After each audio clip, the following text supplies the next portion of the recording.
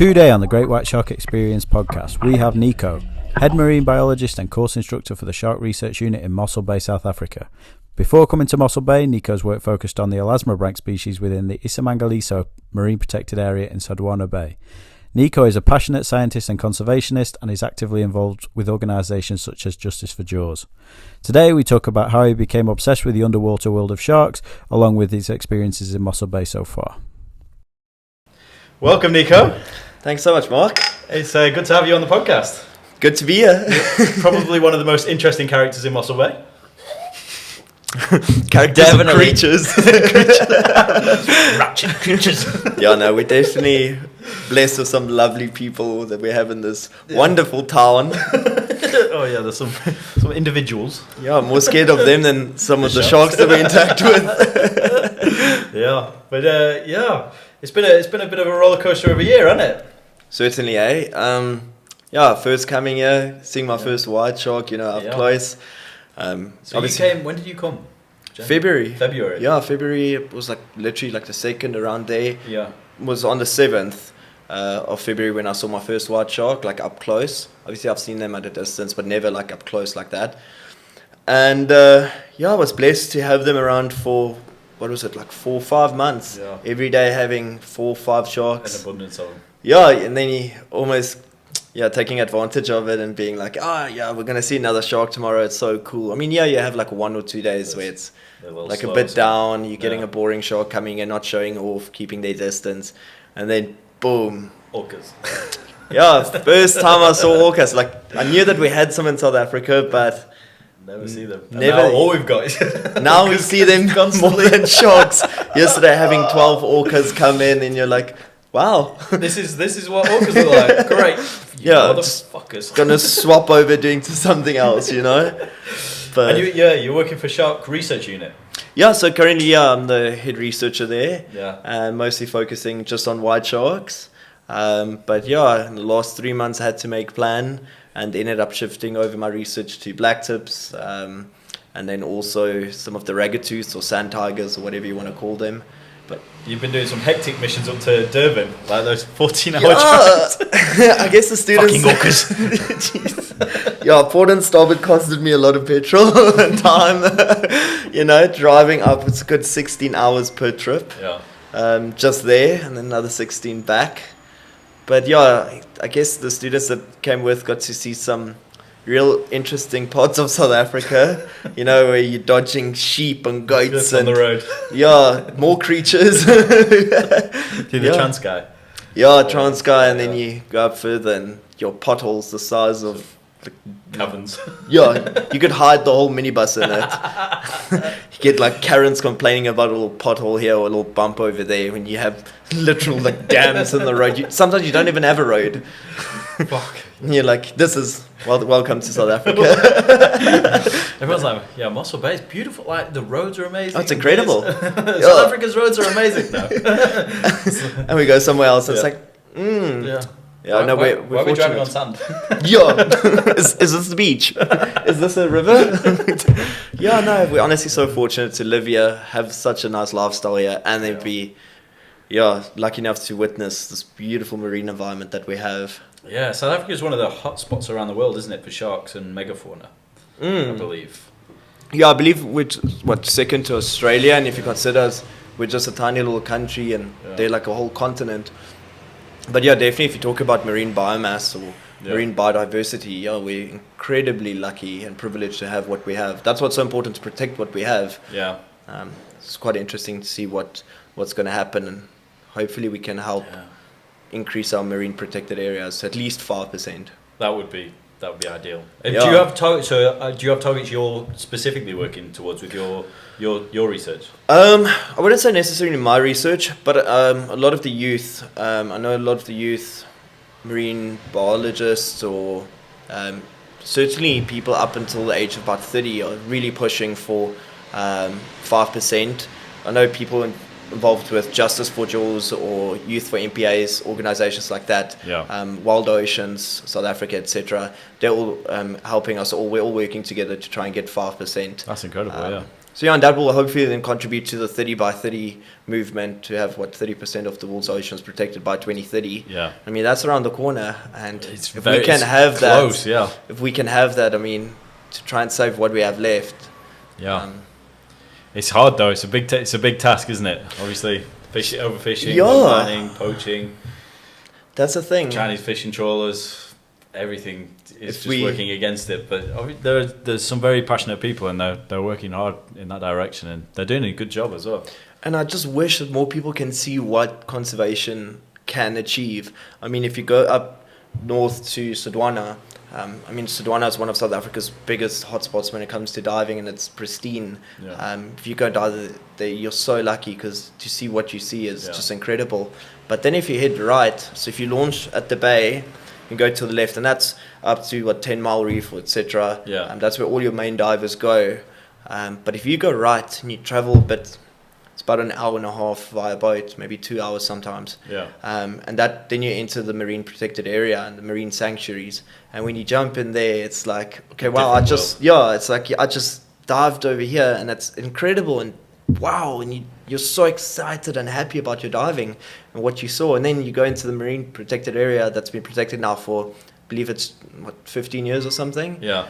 And it's like a paradise. Just, you have you so much TV, more fish. Like, It's like, I feel like Nemo. Yeah. It's like, you're on this beautiful reef. You have all of this marine life. I mean, that was the first time I jumped in. I had mantas swimming with us. We had all these rays. We had 60 plus sharks. You have massive schools of barracuda, tuna. It's mental, isn't it? And it's like, where do you look? Yeah. So that's just what it can achieve. I mean, I've been privileged enough to have seen that firsthand. But do you think you guys will end up having sort of bleaching events like they've had in Australia and places around the world? That's a very interesting question. I think that's what's actually really important. That's something I want to personally carry on with, is looking at more of the coral here, Mossel Bay, because Mossel Bay is kind of the midpoint. Yeah. If you look at the colder water coming up from the coast, from Cape Town, etc. Yeah. And you have Durban further up. I mean, you start getting coral over there. Mossel Bay, eventually, if things are going to get warmer, that temperature is going to affect us down here. Yeah. So maybe now, for the next few years, if we can document the coral life here and see what it looks like, see how it will change in the next few years if we do have increased, rise in temperature. Yeah. Well, it's incredible, like cold water coral here, isn't it? At the moment, oh yeah, like some stunning. When the vis is good enough, when you can see your hand, more than a foot in front of your face. Yeah, certainly. We found an awesome patch maybe a week ago, and we just got lost on the dive basically, and the current was pushing us in a direction. Best dives are like that. We were looking for this big drop off wall, and I'm like, nope, no wall here. Just anyway, keep swimming. Ended up on this massive long stretch of just like unbelievable cold water, like reef and coral and like these plants and everything. It was insane. Were you diving? Just to the point here. Oh. Yeah. We'd done a patch that it was between the back of the breakers and the wall. So there's this downhill slope that just keeps going all the way down. So the wall's obviously a beautiful dive site.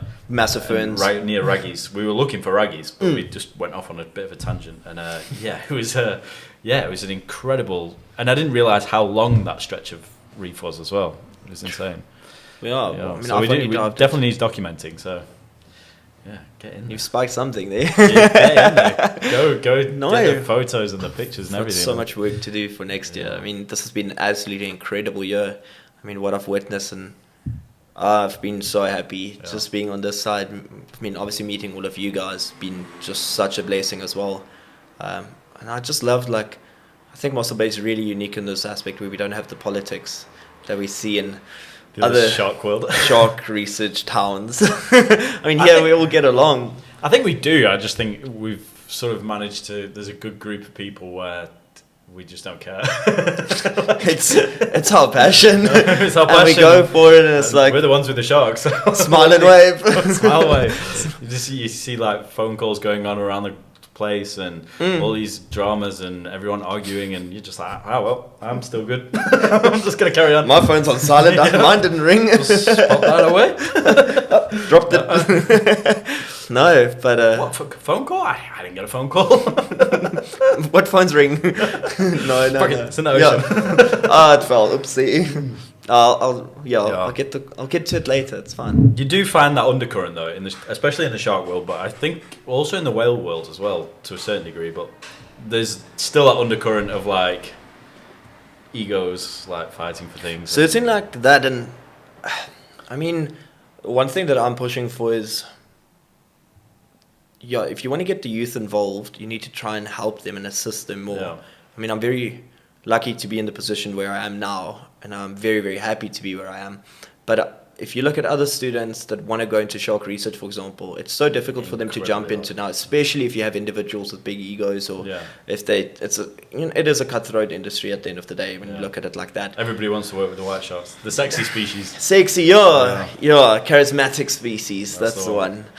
And so that's why I also said, with us at the Shark Research Unit, we just said, open source data. If you want the data, there's all the pictures. Perfect, you can take everything. If it can help someone or help the species, then take it. I think that's the best way to do it. Just make science should be like that anyway, across the board. I agree. If you find something, it should be open source. I know everyone wants to be the name behind it. Reference something, but be open and be willing to share with other people. Don't hoard it. Yeah. It's no point in you hoarding all the things for 10 years and then only doing something with it. Yeah.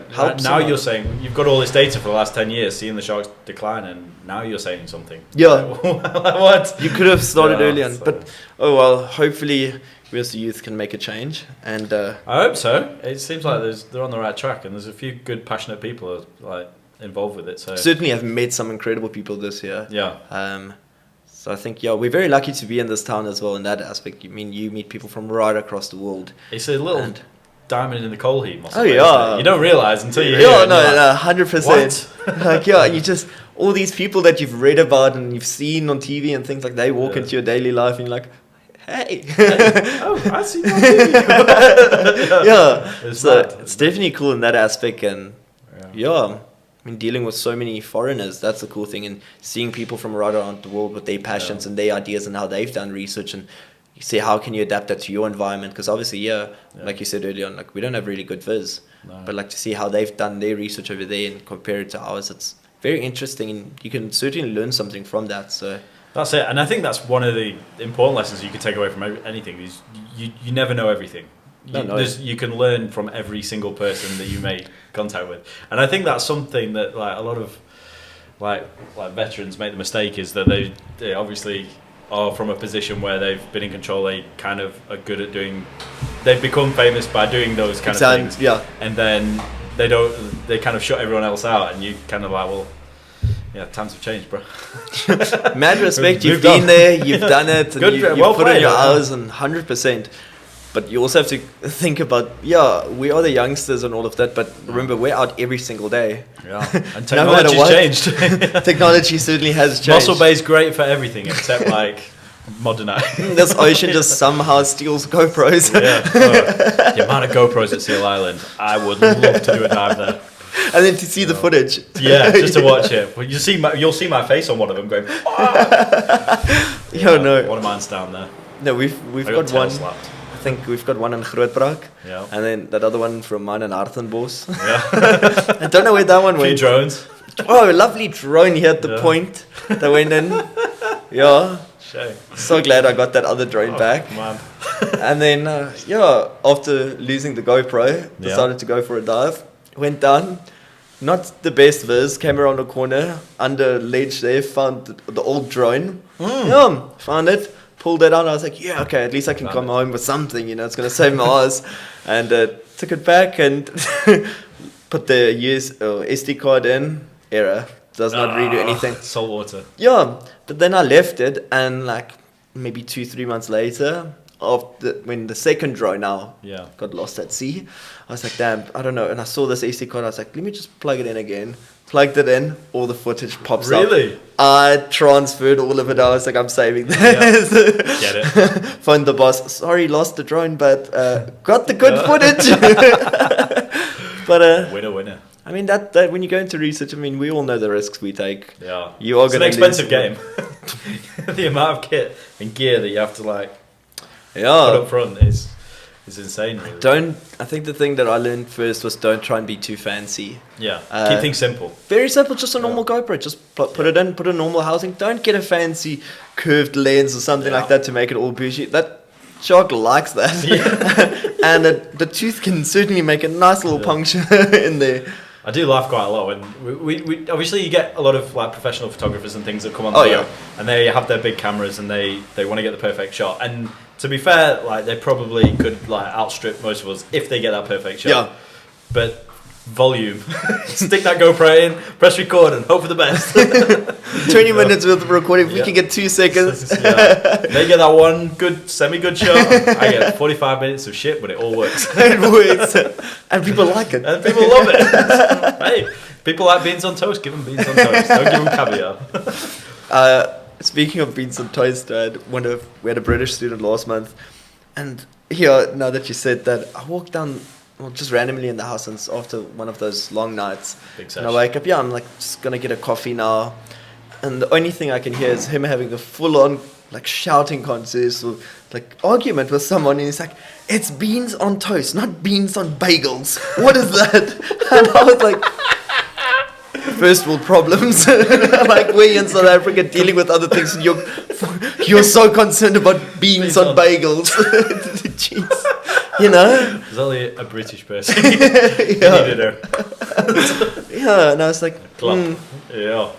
Yep. People died of starvation, and you're complaining that you got a bagel instead of a piece of toast. Yeah. No. But otherwise, it's been You know when you get British people and Americans, like they're the two people that's like stand out.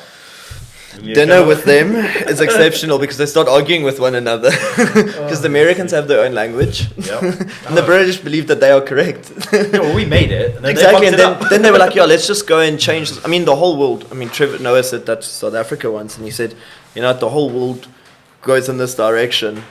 And then America's just like, we're going to meet you on this side. We're going to go around, but we'll meet you on the other side. It's we'll just get there eventually.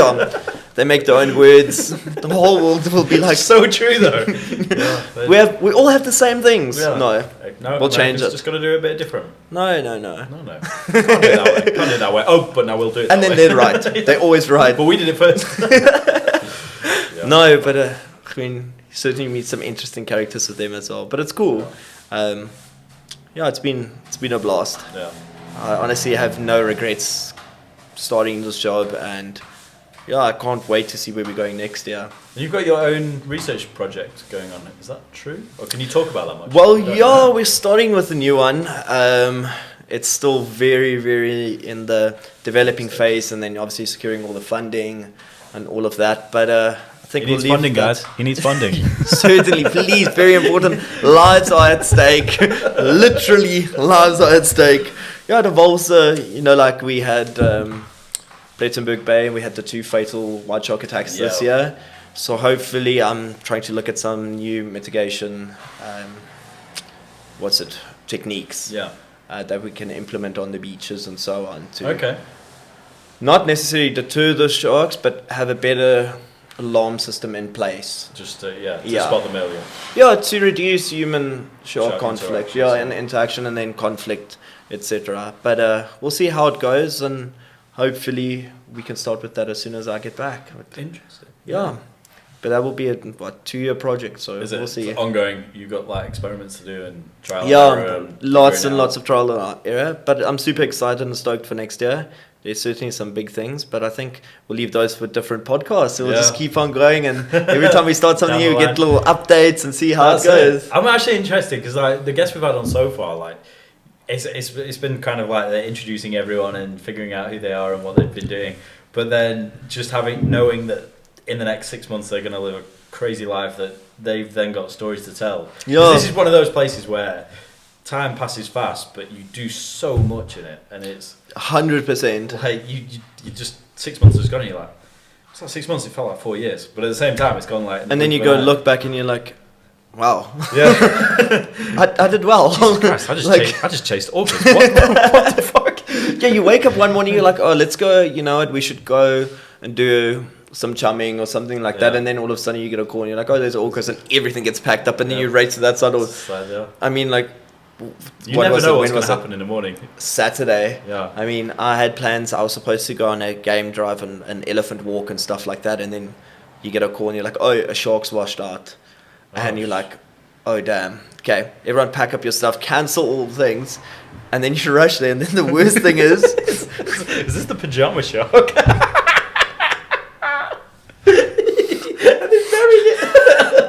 Yeah. On the way there, you've now turned your whole life upside down. Stopped. I mean, it's your weekend. We don't have a lot of time off. So, like, days when we want off, we really want to take a break. And then you get a call and you're like, sharks washed out. And the worst things are going through your mind. You're like, am I losing another white shark? Am I going through this again? And then you get to the beach and it's a tiny little hole. And there's a pajama shark that's been buried. I mean, I didn't even make it to the beach. I just got a call and I'm like, wow. Well, the emotions, yeah. It's a little bit of exaggeration saying that a shark washed out. When you say shark washed out in Mossel Bay, we're expecting, a 3.8 meter white shark washing out. The whole beach being closed down because scientists have to step in now. PTSD. Yeah, PTSD full on. Like, I'm twitching in the car driving. I don't feel safe. I'm having an emotional breakdown. And then you get a call and it's like, oh no, it's a little pajama shark. I mean, as big as a Coke bottle. You're like, thanks guys. Put it in the chum bucket. Yeah. But yeah, see, I got a call and I was like, I also got a message saying that. And I was like, look, I can't even make it down there today, but it's okay. I'm happy to let it go. And then like an hour later, oh, it's a pajama shark and they buried it on the beach. I was like, what the why would we even getting calls about that? Yeah. I don't know, but yeah. But the actual shark that washed out, the big 3.78 yeah, it was 3.8 meter, yeah, something like that.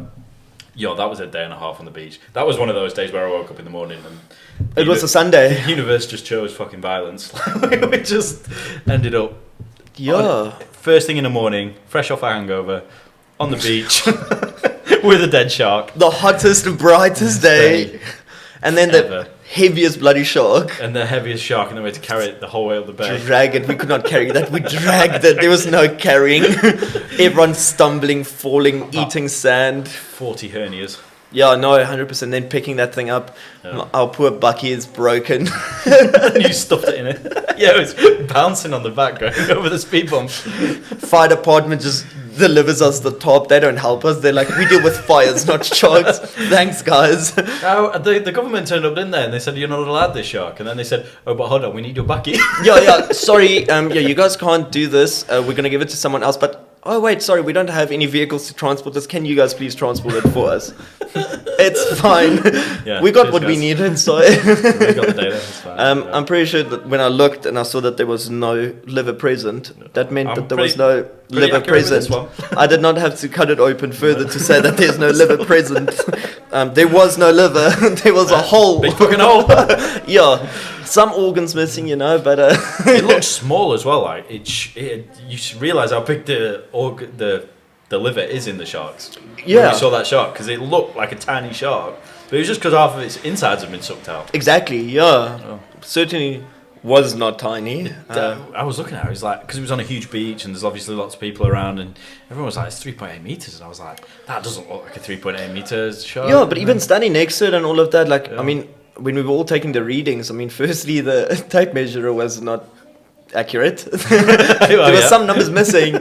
So then we looked at it and we were like, let's get the real size of this one, pulling, and someone was like 2.8, 3.8, and I was like, I don't know anymore. Like, this is a big shark. Yeah. And then you get one of those photos from above, and I'm standing next to it, and I'm like, I'm like a pretty big guy, but like standing next to the shark, I'm tiny, like tiny. But speaking about big sharks, that same week, we were also in Plettenberg Bay. Yeah. And like, jeez, they were big sharks. They look like little whales. Yeah. Like, I've seen some big sharks now. You were on the boat that one day when we had that massive one at Seal Island. Yeah. With that messed up big drunk dolphin. Oh. No, not the one that kept on breaching always that had the bite on it. Yeah. We were at the island, and we had that drunk dolphin that kept on thinking it was a shark. That humpback that kept on swimming there, and we had that it kept on in front of the cage, didn't it? Yeah. Exactly. It was like playing, and we had like diving.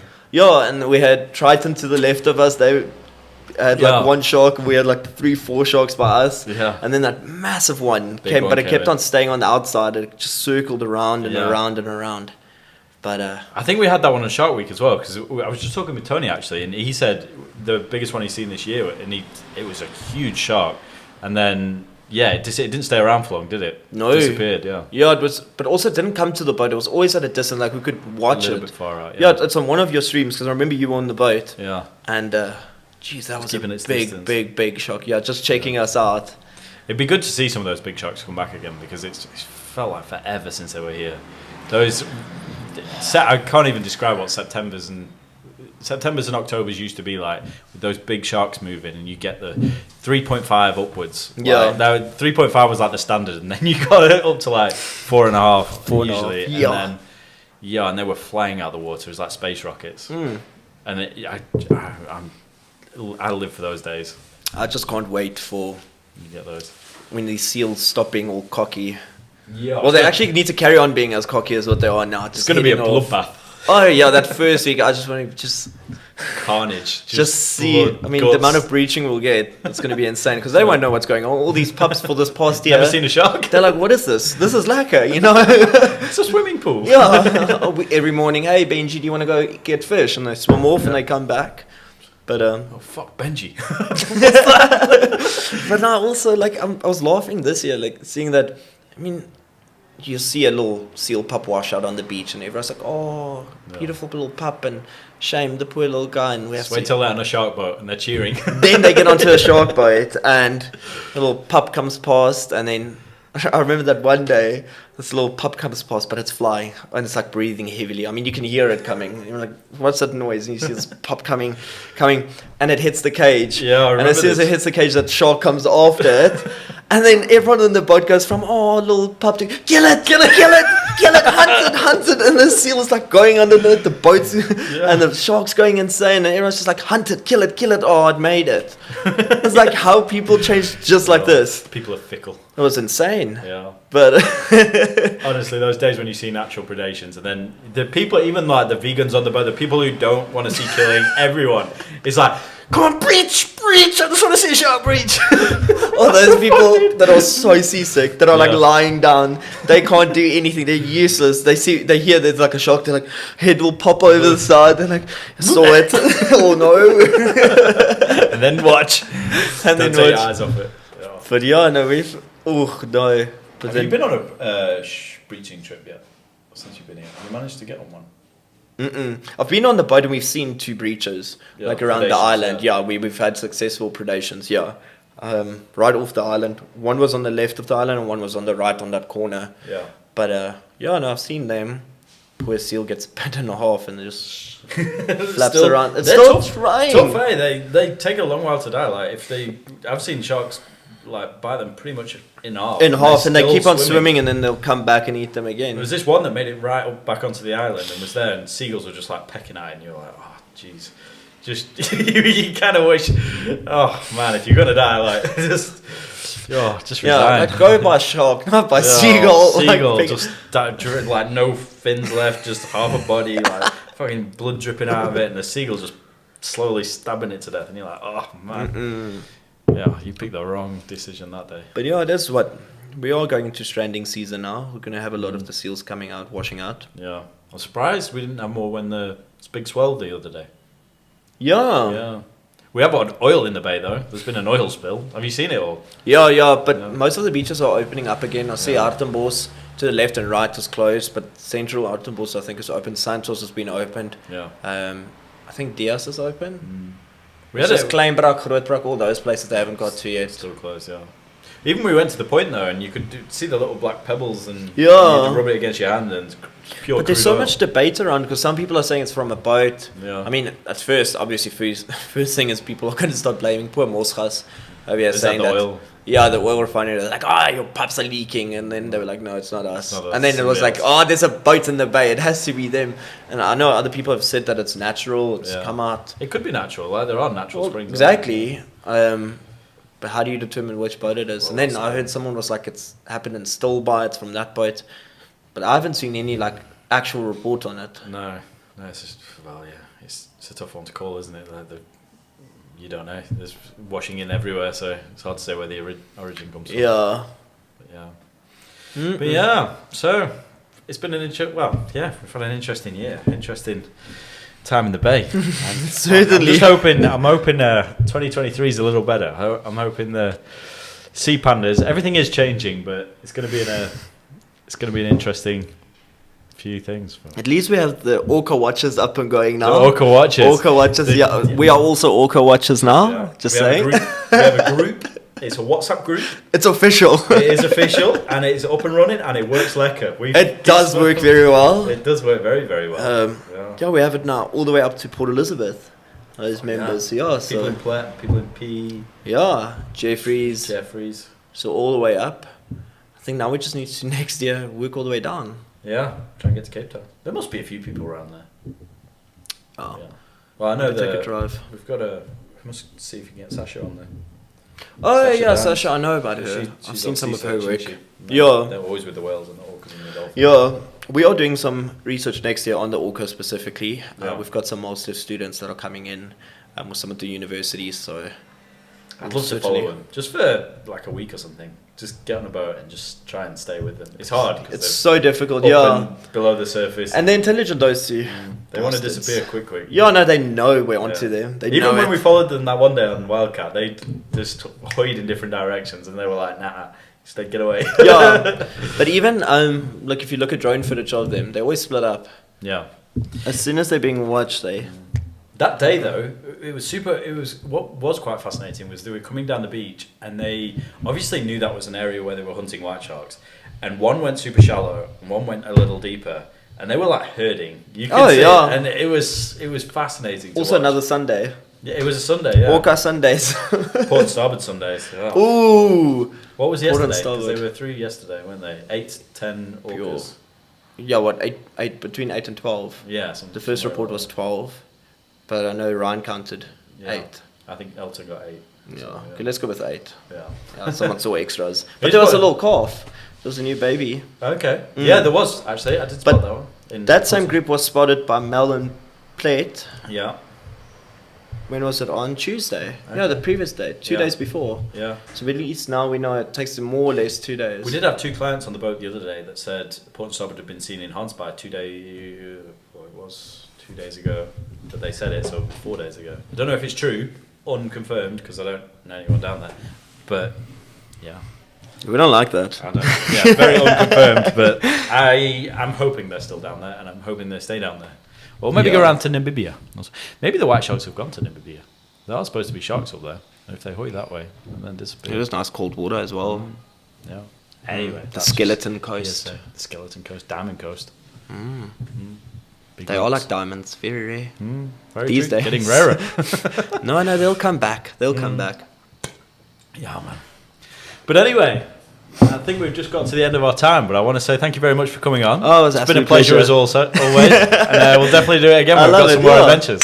Cheers. Cheers. Enjoy.